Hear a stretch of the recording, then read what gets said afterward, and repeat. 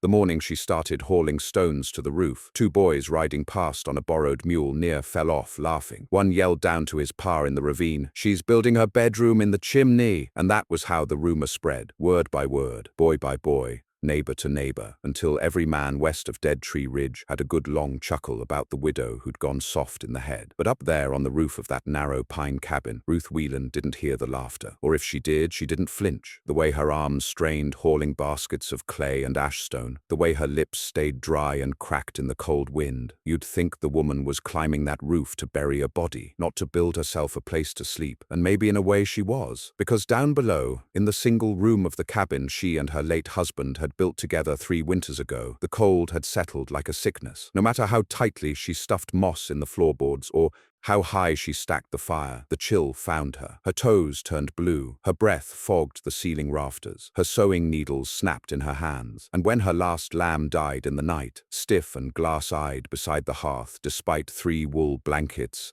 and the coals still glowing red, Ruth understood something simple and brutal. This cabin was going to kill her, unless she did something foolish, unless she did something everyone else would mock. So she did. She unstacked the old stone chimney, not the hearth itself, but the flue above it, and she rebuilt it wider, stronger, arched with scavenged iron rods, and stuffed with sun-dried clay bricks she made herself from creek mud and fireplace ash. Then she lined the new shaft with a second layer, narrower, and filled the gap between them with sheep's wool, fine straw, and crumpled newspaper left by passing trappers. She shaped a narrow crawl-up ledge into the wall above the hearth, braced it with timber split from her husband's last chopped cedar, and left just enough room for a mattress, a blanket, and a woman curled up like a winter fox. She called it foolish. The others called it madness, but she didn't care what they called it, so long as it stayed warm. She first got the idea from a barn owl. There'd been one nesting above the old smoke flue 2 springs back. Ruth had watched it every morning from the garden, marveling at how high up the bird had climbed into the warm plume of the chimney smoke. Even in frost, the owl perched on the rim, half dozing in the steam, and when she peeked inside that spring, after the owl had flown on, she found the old soot ledges still warm to the touch, even hours after the fire below had gone out. That heat wasn't rising straight, it was lingering. That stuck in her mind, lodged there like a fishhook. So when the second snow of November blew through early, and the cold left her fingernails purple before dawn, Ruth climbed to the rafters with a lantern and stared into the black hollow above the hearth. Her ladder wobbled, the wind howled down the flue, but she didn't climb back down. She studied it, and then she began to plan. She wouldn't seal it. She wouldn't live like a mole in a box. No, she'd build around it, reshape the chimney like a cocoon, a chamber with a smoke tunnel running dead through it, the heat never wasted. She'd leave a vent for smoke, and a second for breath, and wall off the sides so the wind couldn't bite. It would be dangerous, but not more dangerous than freezing to death slowly while pretending a single log fire and a few quilts could fight off January. By the time old Cal Kettle, the half-blind prospector from 2 ridges over, came clambering up her path with a stray dog at his heels and a basket of spoiled apples in his hand, Ruth had already laid the stone arch. She'd built a kind of second room atop her hearth, a narrow bed niche no wider than a coffin, but boxed in thick and vented clever. She'd lined it with rabbit skins. She'd climbed in once just to test, and emerged with cheeks flushed and sweat on her brow, even as the snow piled outside. Cal whistled low when he saw it. "You'll burn yourself alive, Ruth." "I've burned colder," she said, wiping mortar off her hands. "Folks think you gone simple." "I am simple. I like being warm," he grunted. Looked like he wanted to say more, but left her be. The dog stayed. That night, curled with its muzzle tucked against its tail near the hearth, the dog never shivered once. Ruth noticed. The laughter got worse come December. By then, the snow was hip-deep and dry, the kind that blew sideways and sliced like razors on your cheeks. Families in the valley below were already doubling up. Cousin with cousin, widow with widow, neighbor with friend. 4 cabins had failed in the freeze. One had collapsed outright when the roof beams cracked under snow weight. 2 others had stovepipes that clogged with soot, leading to smoke sickness and fever. Another caught fire, but Ruth's cabin stood quiet. From the outside, it looked wrong. A tall, strange chimney, misshapen and bulky like a stovepipe hat. Neighbors muttered about smoke directions and wind drafts. One said she'd surely choke in her sleep. Another claimed no woman should be climbing her own roof like a roofer's boy. Her sister-in-law sent a letter offering shelter. "Please don't shame his memory," she wrote. Ruth burned the letter to heat water. That same night, Wind clawed through the valley hard enough to slam barn doors and rip shingles clean from rooflines. One settler lost a newborn calf to frostbite before midnight. Another woman slipped on ice carrying a chamber pot and shattered her wrist. In Ruth's cabin, the fire burned low, banked steady. She climbed up the ladder to her chimney room and crawled into the warm shell, pulling the blanket over her head. She did not shiver, not once. It was the children who came first, not hers. She'd never had any. But one dusk, a boy about 9 came stumbling up her hill, breathless, with tears frozen on his cheeks and his coat stiff with ice. His little sister was in his arms, limp and blue around the mouth. They'd gotten lost after the bridge iced over. Their parents were still looking. Ruth didn't hesitate. She brought them in, stoked the hearth, wrapped the girl in dry wool, then climbed the ladder and nestled her into the chimney bed with the fire going below. "She'll die up there," the boy whispered, watching. Ruth said nothing, but 3 hours later, when the girl coughed twice and then fell into deep, solid sleep, color returning to her cheeks, the boy's eyes went wide. "It's warm," he whispered. "It's real warm." He climbed up to peek. She let him. She showed them how the heat moved, how the double walls held it, how even the stones felt alive with it. "You built a stove you can sleep in," he said. Ruth only nodded. Word spread after that, not fast, but wide. And for the first time, not everyone laughed. A widow 3 miles off wrote asking about her chimney mortar. A schoolteacher stopped by with a tin of honey and questions about airflow. Even the preacher, a man who once warned that altering the order of a home was tempting fire itself, came asking about the design, muttering something about divine geometry and the wisdom of owls. Ruth answered what she could, but she never let anyone sleep in her chimney room again. It was hers, and it had saved her. And yet, the worst of the freeze had not yet come, nor the sickness, nor the night she woke choking in smoke, nor the weight of 6 strangers banging on her door before dawn, nor the creak of timbers when the ice storm came, nor the long, strange moaning of the valley wind when it finally turned black and the sky dropped solid sheets of death for 3 nights running. No, all that was still ahead, and even the warmest chimney in the hills couldn't keep the dark entirely out. The second time someone came pounding at her door, it wasn't a lost child or a curious widow. It was a man with frost in his beard and blood in his teeth. He didn't knock. He slammed his shoulder against the oak boards. Once, twice, hard enough to rattle the iron hinges. Ruth sat up inside her chimney bed before he even shouted. She was used to waking at the first sound, used to danger. She slipped down the ladder in her wool socks, boots left by the hearth, a long blade tucked beneath the firewood basket just in case. Then he spoke. "Ma'am," he gasped, My wife's still breathing, but her lips are blue. I had to carry her halfway from Dunner's Mill. Ain't no one else got heat left? Please, they said you had heat. They said you done something with your chimney." Ruth opened the door. She said nothing, just stepped aside. He carried her in, a small woman, rail-thin, hair in frozen strands. Her eyes fluttered. She made no sound. Ruth reached for the girl's pulse and felt it faint, whispering under paper-thin skin. The hearth still burned low. It always did. She'd learned how to bank it with ash and charcoal so it lasted longer than even good oak splits could manage. "She's light enough," Ruth said. The man looked up. "For the chimney," she added. "She can fit. You can't." She took the limp woman up in her arms, slow but steady, one boot against the ladder rung, the other braced against the warm chimney stones. The man watched her disappear through the narrow wooden hatch she'd carved above the hearth, no bigger than a hayloft door, and vanish into the hollow cavity lined with stone and clay. There was a whisper of straw, a shifting of wool, and then stillness. When Ruth climbed back down, her face was flushed. Her hair steamed in the hearthlight. She stirred the coals, added a split, and gave the man a tin cup of warm corn tea without asking. "She'll be warm now," Ruth said. "Sleep if you want. Don't ask more till morning." By daybreak, the woman was sweating, not fever sweat, real warmth. Her lips were pink again, her breathing steady. The chimney had drawn out the cold like a fever breaking, had soaked it into the stone and ash, and radiated it back like the bones of a sunlit hill. The man wept openly. Ruth handed him a cloth and didn't speak, but the second he left, carrying his wife again, this time laughing like a fool with joy, Ruth began to reinforce the ladder, add another cot near the hearth. She had a feeling it wouldn't be the last visitor. She was right. 2 days later, a pair of trappers showed up with frostbite on their knuckles and cheeks the color of birch bark. One had lost a boot crossing an ice-slick log, and his foot was blackening. Ruth didn't let them upstairs. She gave them space by the fire and rubbed the bad foot with vinegar and sheep's tallow. Neither man said a word about the chimney bed, but both stared up at it constantly, like it was a relic from the old world. 3 more days passed. A storm blew in, worse than anything in years. The sky turned white by morning,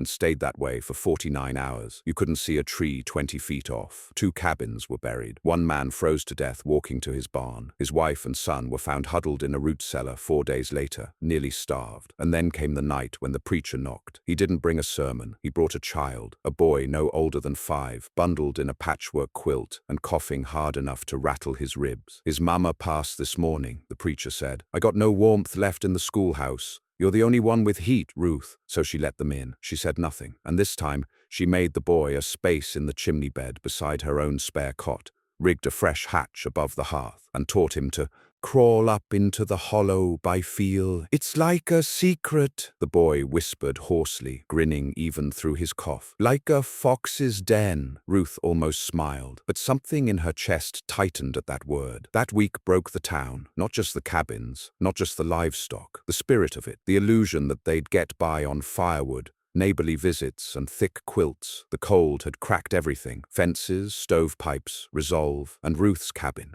A strange little crooked box with a swollen chimney and smoke that never rose high became a whisper in every man's ear. She didn't leave, but others came, and when she finally barred the door, it wasn't out of selfishness, it was necessity. She was down to her last beans, her firewood was half gone, and the heat, the precious, perfect heat that her chimney bed gave off, was just enough for 1, maybe 2, not 6, not 12. The next man to arrive did not knock. He tried to break the door in. Ruth met him with the blade. It wasn't sharp, but it was long, and the look in her eyes told him she didn't care if it was dull. He backed off. Just need to warm my hands, he muttered, face bruised, nose running. You ain't gotta feed me. You got your own firewood? She asked. No. You got a trade? Tools? No? Then go. I'll freeze. Then you freeze. He stumbled away into the snow, and Ruth barred the door again. Her hands trembled, her breath caught in her throat, not from cold, from fear, from guilt, but also, deep down, from resolve. The chimney had saved her. She wouldn't let it kill her now. On the 3rd night of the deep freeze, something in the mountain cracked. It sounded like thunder, or the snap of God's whip, a deep echoing boom that rolled through the trees and shook her chimney bricks. Ruth woke instantly, grabbed her coat, and stepped outside with her lantern. Snow was still falling, thick as flour, but she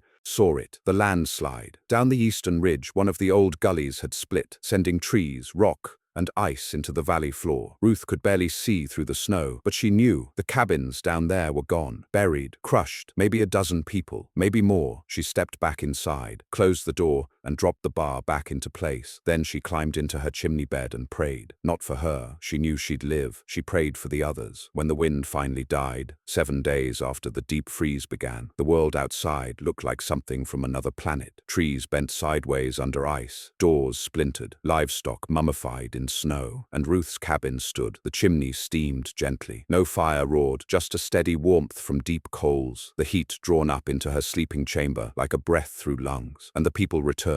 Not all, just a few. One by one they came, not asking for warmth, not anymore. Asking how. They came with tools, questions, sketches. How'd you vent the smoke? Where's the exit flue? How'd you seal the stone but keep the drawer strong? What mortar did you use between clay layers? Ruth told them, carefully, slowly. Only those who had lost something. Not the men who mocked, not the ones who said she was touched in the head, but the women, the mothers, the old men who'd buried their dogs and wept without shame. To them, she gave every detail, because winter would come again, and not everyone would survive next time. But as word spread, and cabins were rebuilt with new double-walled chimneys, with crawl-ins and ash-stone ledges and narrow heat-flue beds, Ruth found herself lonelier than ever, not because she had no visitors, but because no one really understood. They saw a clever trick, an invention. They didn't see what it cost. They didn't feel what she felt every time she climbed up into the tight stone hollow where she'd once laid for days, half-starved, soaked in heat and silence, listening to the fire whisper below. It was a warm tomb, and some nights, when the snow piled high again, and the wind clawed the shutters, she wondered if she hadn't buried herself a little too deep in that warmth, if she hadn't become something hollow and silent too. And that was the price. Warmth has its price. She'd paid it, and she'd pay it again. There came a morning when Ruth didn't light the fire, not because she couldn't. The coals were still red under the ash, the chimney stones warm to the touch, but because the sky was so blue, so achingly clear and full of deceptive promise, she felt a strange reluctance, as if warmth, once so hard won, had begun to feel undeserved. She sat on her steps, wrapped in the same quilt her husband once wore the night he died, coughing by that same hearth, and watched the smoke rise gentle from her neighbor's new-built chimney down the slope. It was narrower than hers, sloped wrong, too shallow, but it was something. They'd tried. Still, that neighbor had come knocking twice last week, first asking for more tallow, then for a length of sheep's wool insulation. She gave him neither, not out of cruelty, but because she'd run out. The truth was, she had little left to give. Her own food was down to smoked roots and hard biscuits. Her kindling stack was getting shorter, and her chimney bed, once so comforting, now felt tight as a coffin lid. That neighbor's wife had looked at her strangely the last time they spoke, not out of gratitude, but something else, a flicker of resentment, or maybe envy. Ruth couldn't tell anymore. That night she awoke to a sound, not wind, not snow, but footsteps, not approaching, circling. She froze in her chimney bed, every muscle tense, her hand closed around the iron poker she kept wedged against the stone for just such a moment. Her ears strained against the silence. A shadow passed the hearth below, a flicker of movement. No knock, no call, just someone there. Then a hand, gloved and trembling, reached for the latch. It was locked. The figure hesitated, and then stepped back, not away, but to the side. Ruth slipped down silently, bare feet against the ladder rungs, blade in hand. She didn't speak, didn't shout, just waited in the dark, breath shallow. The fire was long out, only coals remained. The room smelled of ash and cold wool. Then, the unmistakable creak of the window frame. She'd sealed it with pitch weeks ago, but not well enough. The glass cracked inward, and she moved, faster than she knew she could, sweeping the curtain rod down, jamming the frame shut with her shoulder,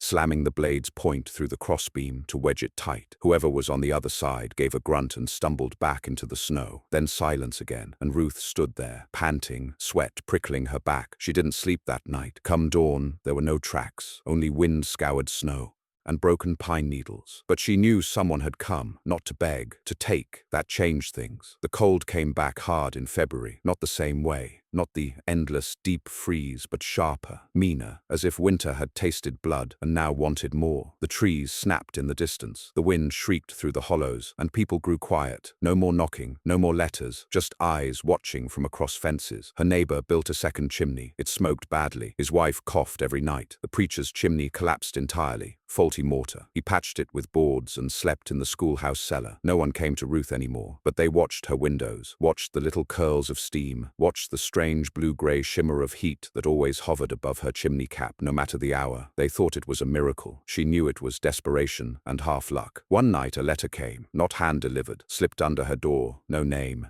Just words scribbled in pencil. If you won't share, we'll take it. Ruth read it twice, then burned it. She didn't even hesitate. She let the flame catch fast, let the paper curl and vanish, and then turned and stacked a row of iron pots near the windows, just in case. She moved the ladder, braced the door with her last fence post. Then she climbed back into her chimney bed and lay awake with the blade beside her ribs, eyes open to the dark. She didn't sleep for 2 nights. On the 3rd night she heard the firewood shift, not inside, outside, near the lean-to. She knew the sound of that, knew how her own steps echoed on the frost-bitten planks. She waited, breath slow, 1 minute, then 2, then she rose, wool cloak, lantern, no light. She slipped out the back, circled wide through the pines, silent in snow, and there he was, the neighbor's boy, 13, maybe 14, holding 2 logs like gold bricks, eyes wide, breath steaming from his cracked lips. He saw her, froze. "I wasn't," he started. She raised a hand. He fell silent. She took the logs, set them down, then pointed to the door. "Inside," she said. He obeyed. She followed. He sat near the hearth, head bowed, legs trembling. "Why?" she asked. He said nothing. Then, "Ma says you're a witch." Ruth stared. "Pa says you made a deal with the mountain,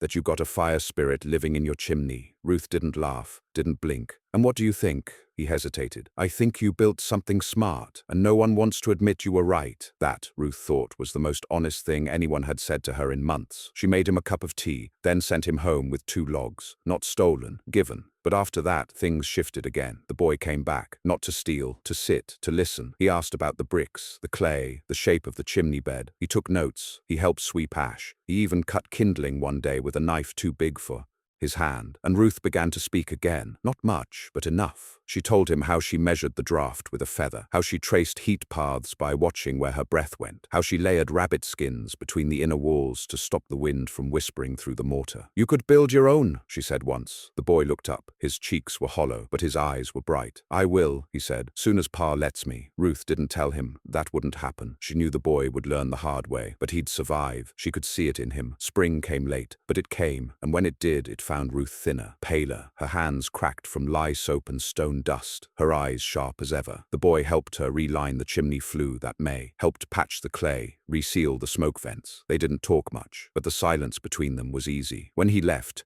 he didn't take food. He took a drawing, a cross-section of her chimney bed, done in charcoal, smudged but clear, labeled with care. That night, she lay in her bed and stared up at the stone above her. The warmth was fading with the season, but it had never left, and it never would, because she'd built it with her hands, and no one could take that. But she didn't forget the letter, the threat, and when the next winter came, it came sooner, and not everyone had survived the thaw. 3 cabins were empty, 1 family gone, 1 widow died in her sleep, bad air from a sealed flue, and the preacher, his schoolhouse burned. Some said accident. Ruth thought otherwise, but she didn't ask. She just stacked her wood higher, resealed her chimney, and waited, because winter wasn't over. And not all fires were made of wood, some were made of fear. The 3rd winter came fast, as if the earth had grown tired of waiting. By October, frost etched the inside of window panes like claw marks. November brought storms that cracked branches in midair. By December, they'd buried the preacher in the schoolhouse ruins, the service held in silence under falling snow. No fire lit, no sermon spoken, just ash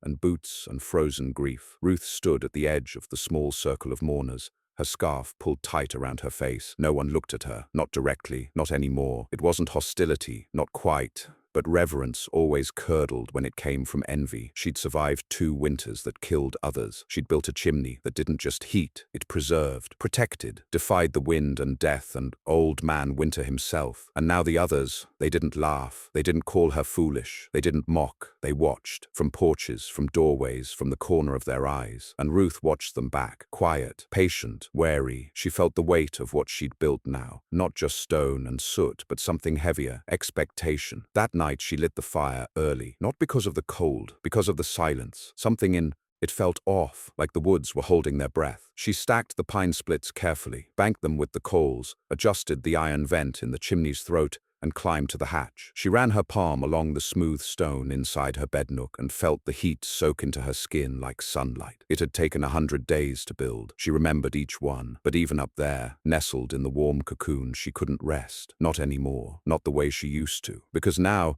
she wasn't just keeping warm, she was guarding something. On the 3rd night of the freeze, the howling started. Not wind, voices, far off, echoing between the trees. Ruth sat up instantly, heart pounding. She crept to the hatch, climbed halfway down the ladder, and pressed her ear to the door. More shouting, closer this time, slurred, angry. Then came the crash, wood splitting, a scream, then silence. Not from her cabin, but near, too near. She snatched her boots, laced them quick, threw on the wool coat she hadn't worn since last February, and slipped outside. The snow crunched hard beneath her feet. There was smoke in the air, but not from her chimney. The neighbor's house was ablaze, not from accident. It was clear even at a glance. The fire had been fed. Too much pitch, too many dry boards stacked close, the blaze roaring up the 2nd chimney like a tongue. She saw the boy, barefoot, tears frozen on his cheeks, running toward her. "Ma, he choked. They were drunk. They threw a lantern. They thought Pa had wood hidden." Ruth didn't wait for more. She pulled him behind her and ran, back to her cabin, to the safety of stone and warmth and walls built for siege. She'd been afraid of winter. She should have been afraid of people. He wouldn't speak for hours. She laid him by the fire, fed him broth, wrapped his feet in cloth soaked in tallow and boiled sage. Only at dawn did he whisper, "They said you had more than you claimed. That your chimney was magic, that you'd taken what others should have shared." She said nothing. "I tried to tell them it wasn't like that it only worked because you built it, but they didn't care. They just wanted something to blame." She nodded. He looked up. "Was it magic?" he asked. Not mocking, not childish, just scared. "No," she said. "It was knowing no one was coming to save me. They didn't bury the boy's mother. There was nothing left to bury. The fire had taken the whole house, even the stones. By the time the rest of the neighbors dared to speak of it, They'd already named it an accident, a knocked lantern, a stray spark. No one spoke of torches, of shouting, of the other footprints Ruth had seen in the snow. The boy didn't go back. He stayed. Not officially, not even as a guest, just stayed, stacking wood, fetching water, sleeping in the corner, or sometimes in the chimney bed when she let him. The warmth held them both, but it didn't feel safe anymore. By January, the valley had changed. The fire at the preacher's place, then the neighbors, and a third not far off, set to a barn, likely out of vengeance or suspicion. And through it all,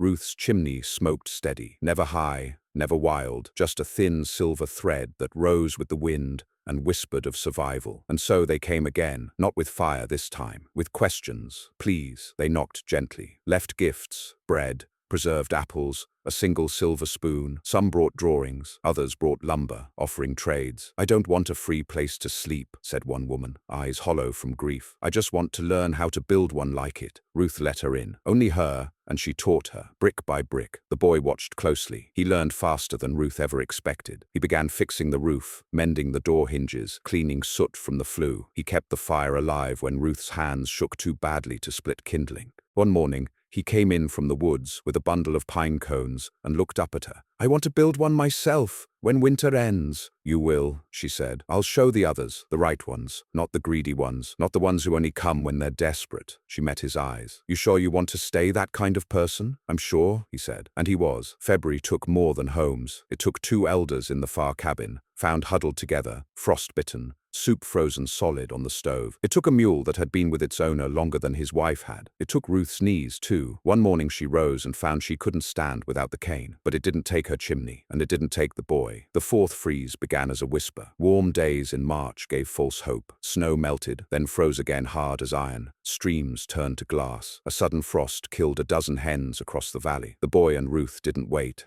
They sealed the chimney early, reinforced the outer layer, mixed new mortar with ash and clay, packed the walls with pine dust and rags. The warmth held, and when the cold came, fast and vicious, it found them ready. Other cabins smoked more this time. Not all of them held, but some, because the secret had begun to spread, slowly, quietly, through whispers, through sketches, through kindness, not through laughter. They came to her one last time. A group of 6, women mostly, a few boys, one old man, no fire in their hands, no demands, just quiet voices. We want to learn. Ruth stood in the doorway, the boy beside her. She looked at them, then at the sky behind them, grey, heavy, full of snow, and then she stepped aside. Come in, she said. We build at first light. But the boy had already begun. Behind the cabin, nestled into the hillside, hidden from view, he'd started laying stone. Not a house, a shelter, a chamber, just big enough for one, double-walled. Ventilated, a place for warmth, a place to survive. She watched him work from the window, saw his hands cracked from cold, his eyes full of fire, and she knew it would outlast her. This knowledge, this strange, foolish miracle of a chimney bed, it would outlast the laughing, outlast the hate, outlast even the winter. When Ruth awoke that final spring, the birds had returned. The boy was already outside, feeding cracked corn to the crows. He claimed they were smarter than dogs and swore they remembered him from the year before. Ruth didn't believe it, not really. But she smiled just the same. Her joints ached more now, not just the knees, her wrists, her back, the soft meat of her palms from years of hauling stone and ash. But when she reached up to the chimney wall, felt the low thrum of old warmth still clinging to the stone, she felt proud in a quiet, private way. Not proud like a man pounding his chest, but proud like a tree whose roots held through the flood. She sat up in her chimney bed slowly, rubbed her calves, and listened, not for danger, not for wind, but for silence. And for once, it was kind. In the valley, the rebuild had begun. That winter, the 4th one since Ruth built the chimney, had not been as cruel as the second, but it had tested everyone in a new way, because now they all knew. They knew the cold wasn't unbeatable. They knew that warmth, real warmth, lasting warmth, could be built, not bought, not borrowed. And so every man who hadn't listened now worked with stone in his hands and regret in his throat. Every woman who once shook her head behind curtained windows now leaned close to hear mortar mix ratios, insulation tricks, air vent spacing. And slowly, like the frost surrendering to thaw, something shifted. It wasn't respect, not yet, but it wasn't laughter anymore either. That spring, they held the first gathering of stone. A name too grand, Ruth thought, but the boy insisted. It's not a fair, he always said. It's not just folks swapping goods. It's for learning. So they did. They came with drawings, questions, mistakes, and Ruth sat in her worn chair under a canvas tarp near the center of it all, a cane in her lap, answering the same things again and again. Yes, the chimney must be double-walled. No, you can't use only pine. It's too soft, too prone to shift when wet. Yes, you must leave an exit vent and a breathing hatch, or you'll smoke yourself to death in your sleep. No, it wasn't magic. Yes, you could build it with just hands, stone, and patience. They listened, they learned, and Ruth watched them, quietly as always, waiting for the ones who really hurt her. Not just the instructions, but the meaning. One young mother with a newborn strapped to her chest stood longest by Ruth's chair. She said nothing for nearly 10 minutes. Then softly, "My husband said you were dangerous, said what you built would tempt others to sin." Ruth didn't reply. "He froze," the woman said. "2 winters ago. The cold took him before the wolves ever got the goat." Still, Ruth said nothing. The woman reached into her coat, drew out a hand-drawn sketch of a chimney bed, narrow but strong, flue vent in the back, air intake to the side, bedding shelf just above the hearth line. "I think," she whispered, "he was just scared." Ruth nodded once, then took the sketch and began to mark it with corrections. The woman stayed until dark. By summer, 3 cabins had working chimney beds. By fall, 7. And by the time the next frost rolled in, Ruth was no longer the only soul in the valley who could sleep above a fire and wake with sweat on her brow. But she still was the first, and they never forgot it. When her fever came, it came quietly. No drama, just a sore throat, then a cough, then a long, slow ache that started in her ribs and spread like old grief. She told the boy not to fret. She'd been colder, she'd been hungrier, and if it was her time, then so be it. But the boy wouldn't hear of it. He tended the fire, steeped herbs, carried her to the chimney bed when she was too weak to climb, kept her wrapped in the rabbit skins, and spoke softly to her of the valley's changes, of who'd built what, who'd survived, who'd laughed, and who no longer did. Ruth listened with her eyes half shut, breath shallow. Sometimes she smiled, sometimes she only stared at the stone above her, hand resting on the warm mortar seam she herself had carved so many winters ago. On the night she passed, the fire was still burning. The boy had stoked it carefully, just as she'd taught him, banking it low so the heat would rise gently and settle into the stones. She had no final words, only a slow exhale, and then stillness. The chimney hummed, the warmth held, and she was gone. The boy didn't bury her in the dirt.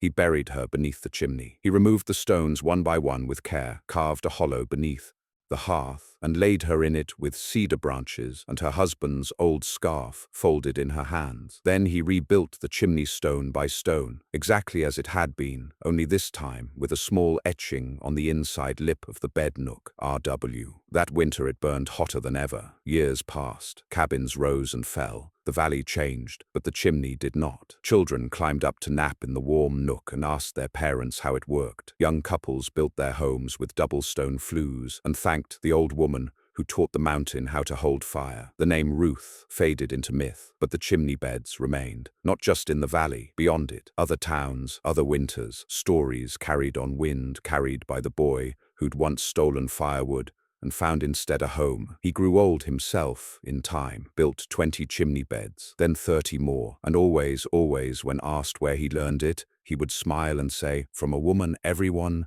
laughed at until they didn't." No monument stands for Ruth Whelan, no statue, no plaque, but there are stones, laid with bare hands, in walls that hold through storms, and in every one of them, tucked between ash and mortar, hidden from sight but never forgotten, there lives a piece of warmth that never should have survived, and did, because one winter when the cold tried to take everything, a woman climbed into her own chimney and found at last the one place it couldn't follow.